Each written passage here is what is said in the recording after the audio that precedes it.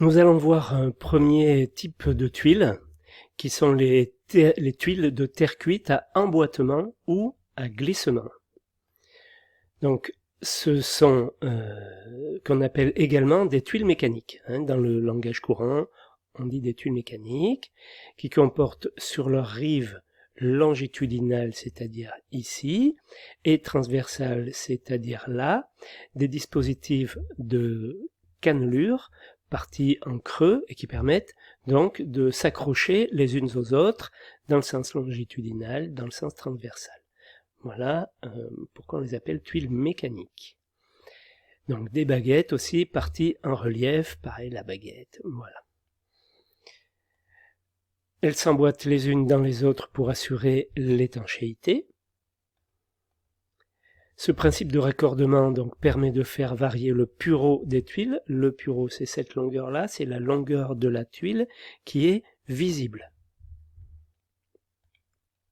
Et donc de réduire de façon importante le recouvrement entre chaque rang de tuiles, comme elles sont accrochées au lito par-dessous par un crochet, puis que l'une est accrochée à l'autre, mais on gagne en couverture, on verra par rapport aux ardoises lorsqu'on parlera des ardoises.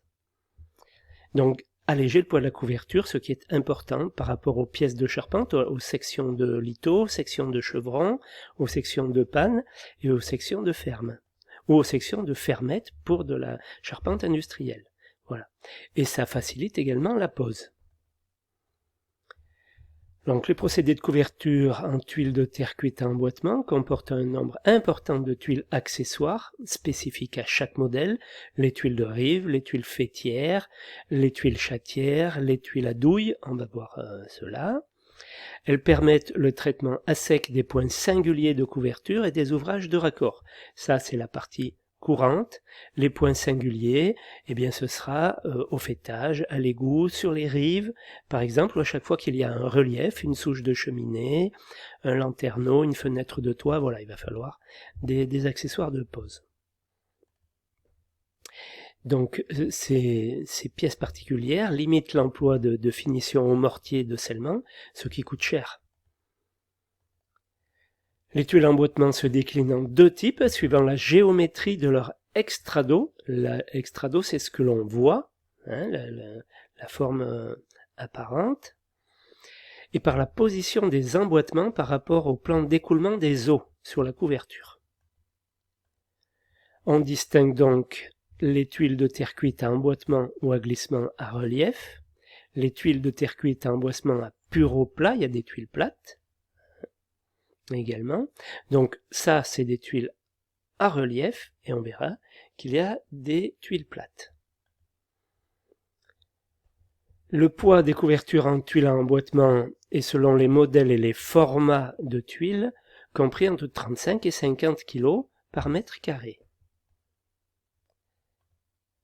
Les tuiles à emboîtement à relief constituent la famille des tuiles de terre cuite le plus couramment utilisées en France métropolitaine. La géométrie de leur section transversale donne l'aspect général de la couverture, voilà, l'aspect transversal, donc les reliefs, ça rythme, on va dire que ça rythme la couverture.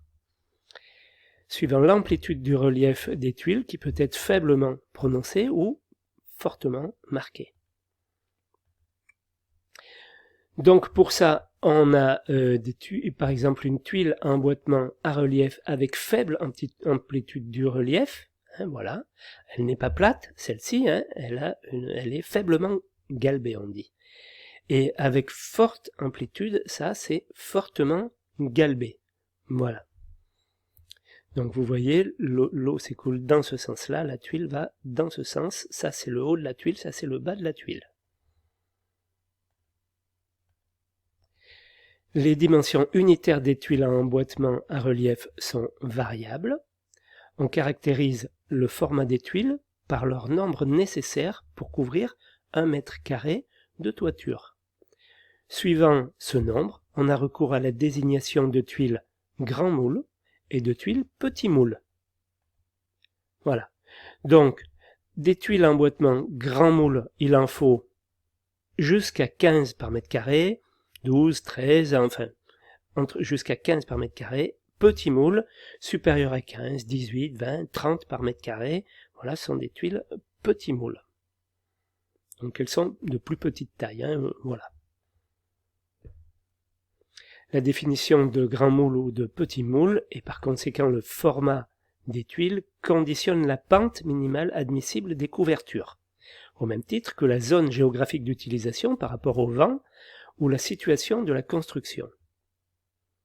Voilà, Puroplat, on les a par exemple ici.